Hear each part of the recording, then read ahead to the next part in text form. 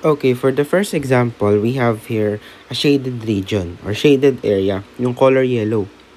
So, anong gagawin natin? So, we have to locate the centroid of the shaded area. So, ngayon, gagawin natin, susundan lang natin yung step na pinrovide ng ating concept na diniscuss. Ano? So, we have 4 steps. We have first to divide our figure. Okay, divide our figure into basic shapes or common shapes. But as you can see here, pwede naman nating hati-hatiin. Ano? So, hati-hatiin natin yung shaded region. But as you can see, medyo tricky pag hinati lang natin yung yellow region. Why not try to at least create a one whole figure? Ano? Kumbaga, bumuo tayo ng isang figure and then after that, you have to subtract certain portions. Or, imbis na nag-a-add tayo ng area, mag-minus tayo. Diba? Okay, so ang gawin natin, excuse me, i-investigate natin yung figure. So why not try to do ito, ano? Gawa tayo ng, i-enclose natin yung ating figure. Ayan. So as you can see, nagkaroon na tayo ng isang rectangle, ano? Nagkaroon na tayo ng isang rectangle. So kung ihiwalay ko yan, para makita natin, ito yung magiging itsura niya. So, meron tayong rectangle.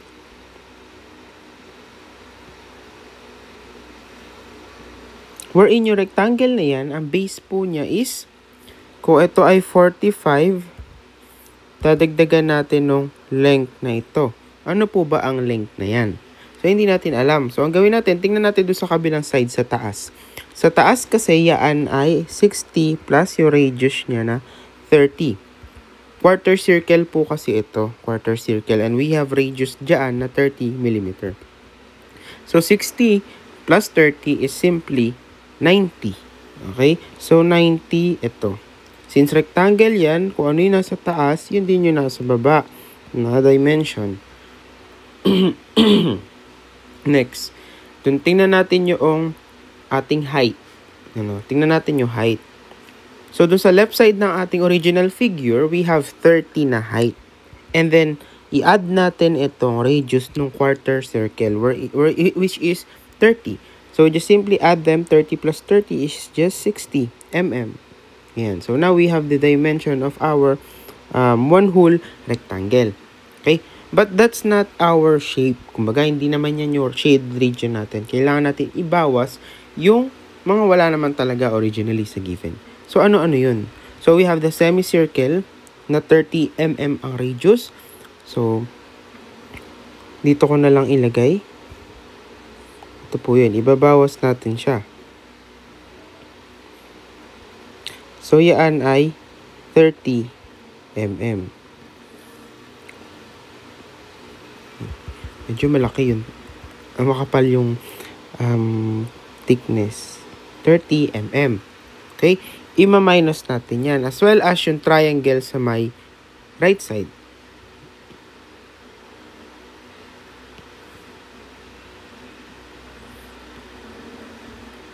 Okay. Ang height niyan, syempre, yan ay 60 din.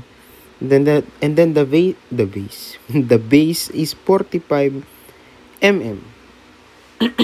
Excuse me. So, yun nandun sa may right side, ito po, yan ay minus. And then yung nanditong nasa buo is just positive lang po siya.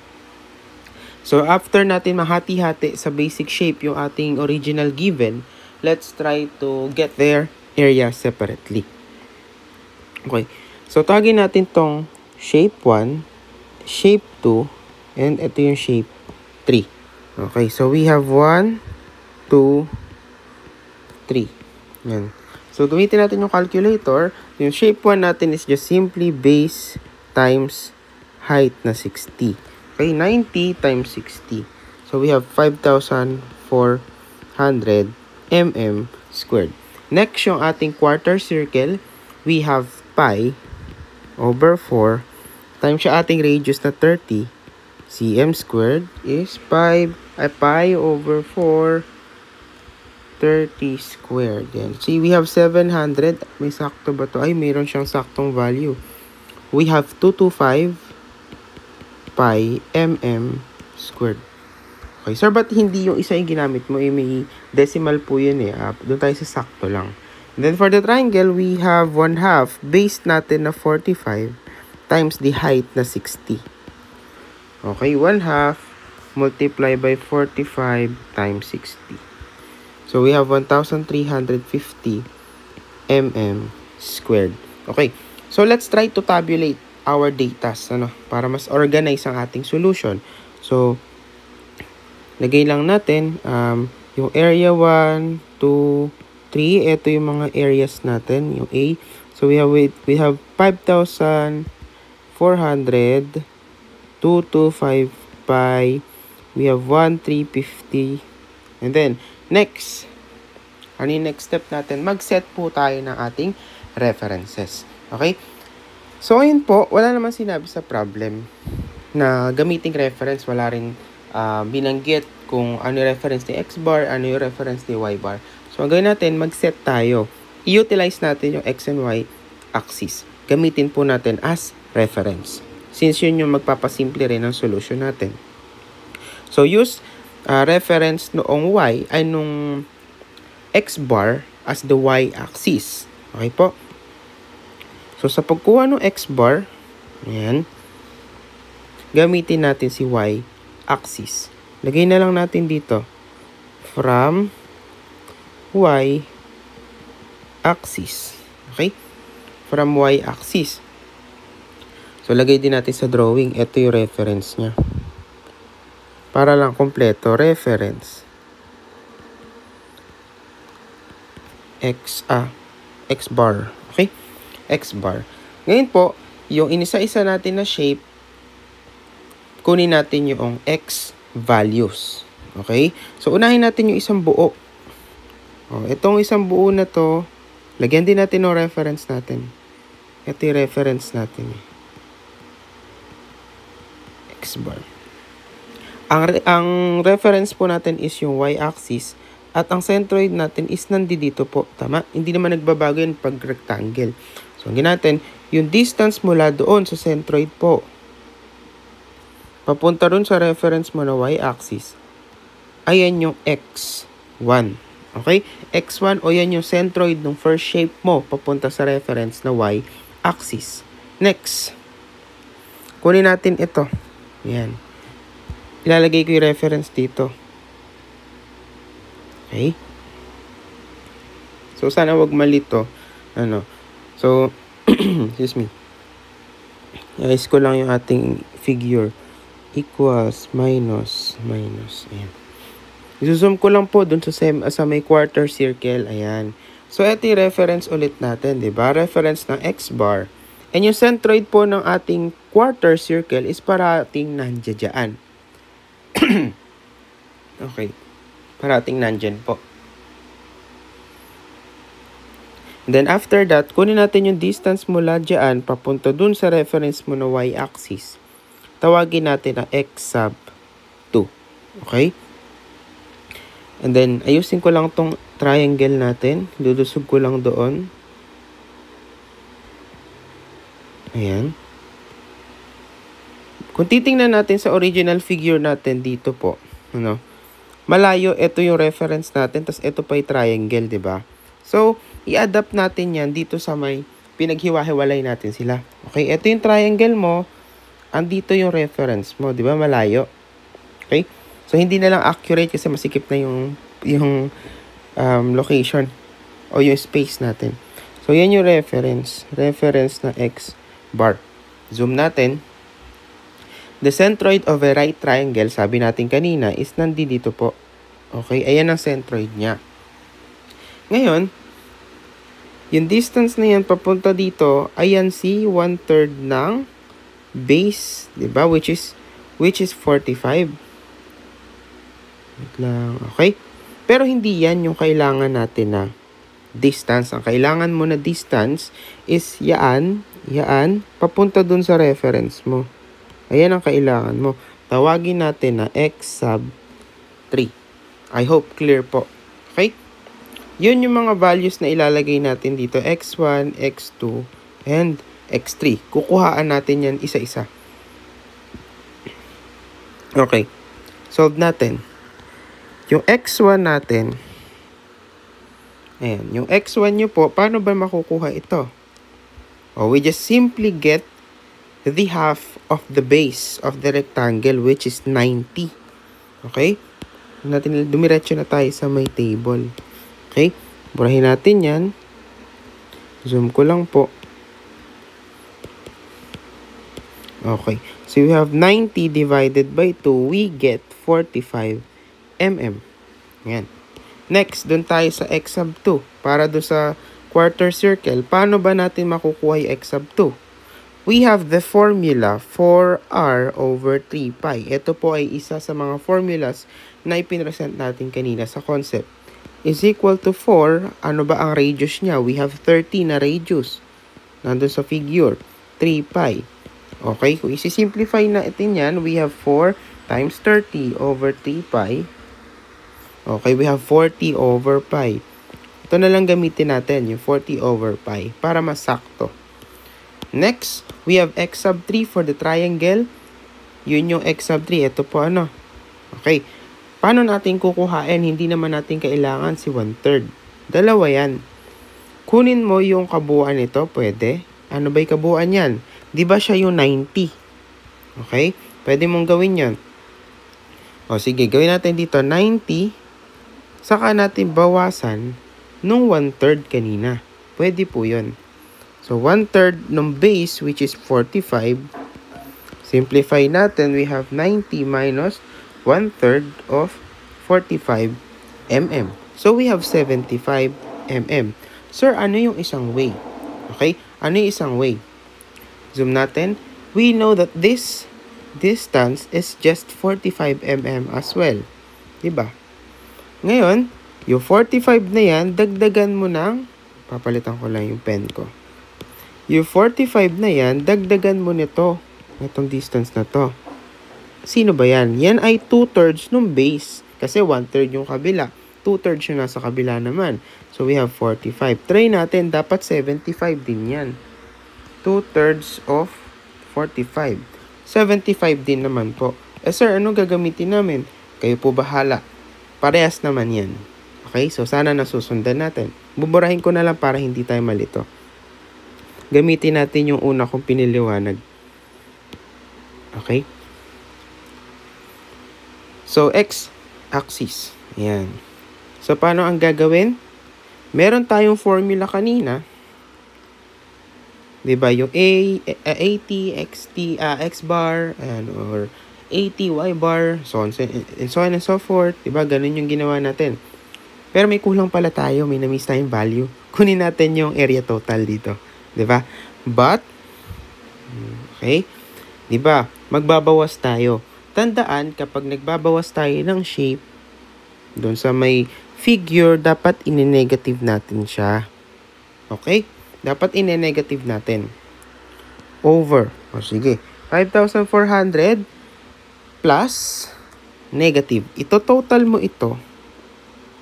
Total mo yan. But you have to consider the sign. Okay? So, 5,400 plus negative 225 pi plus negative 1,350.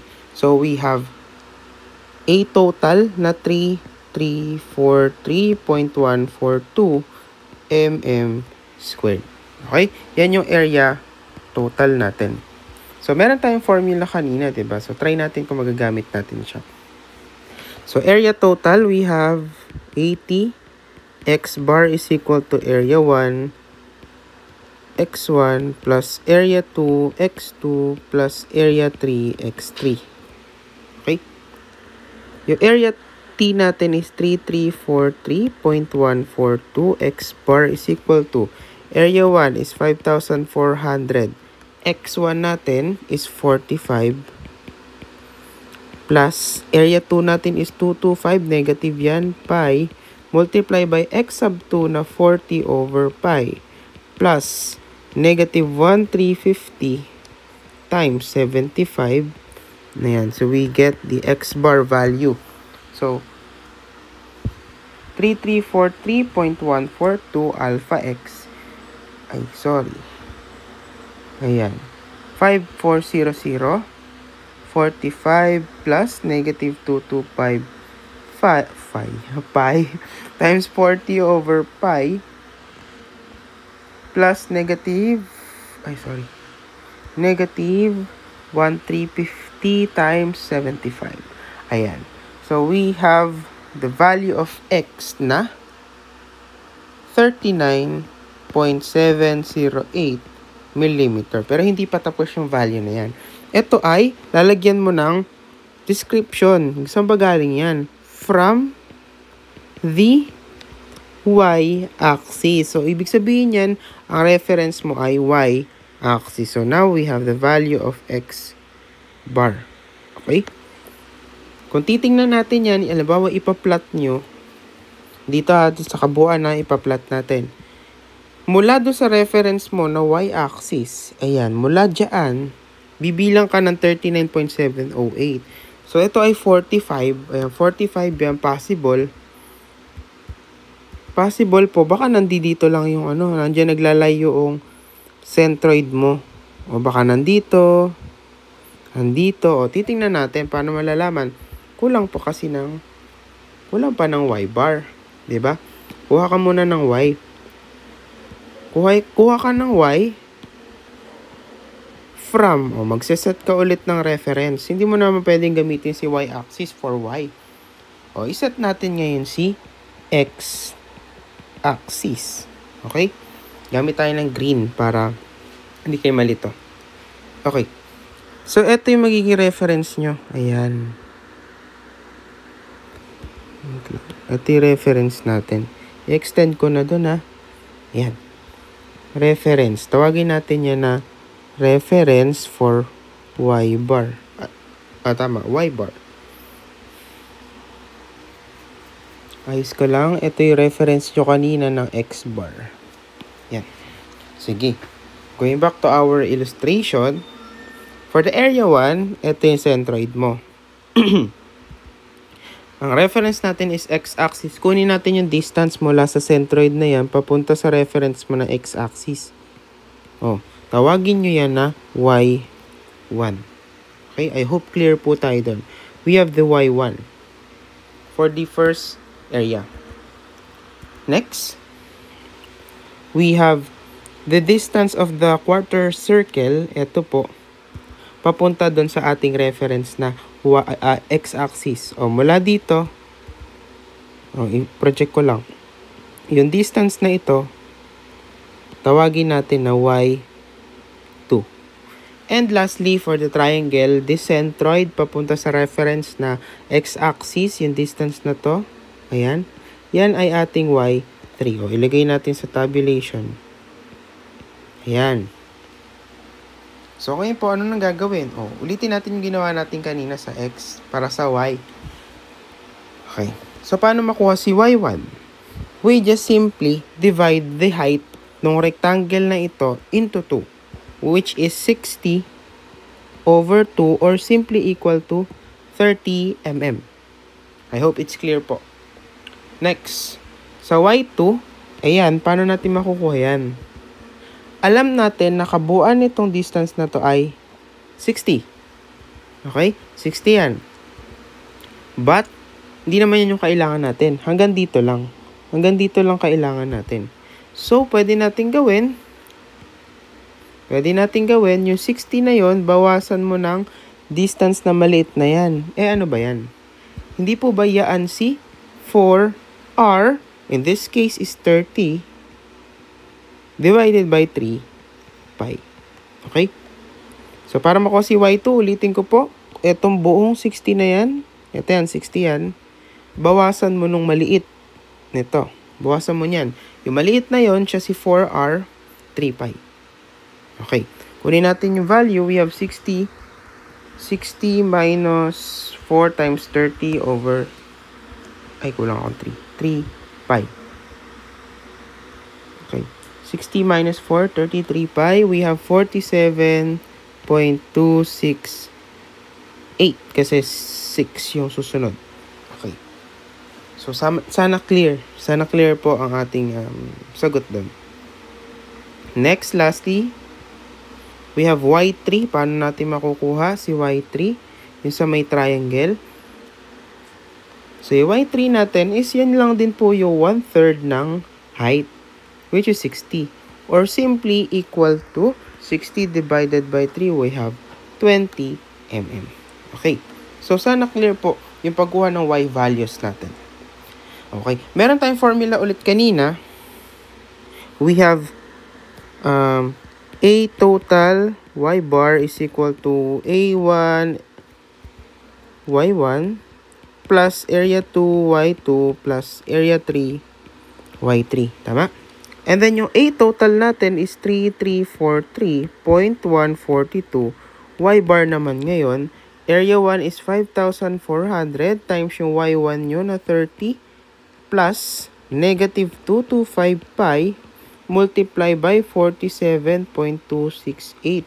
Class, sige, pwede naman ganito gawin natin dyan kasi may nag-round up tayo, diba?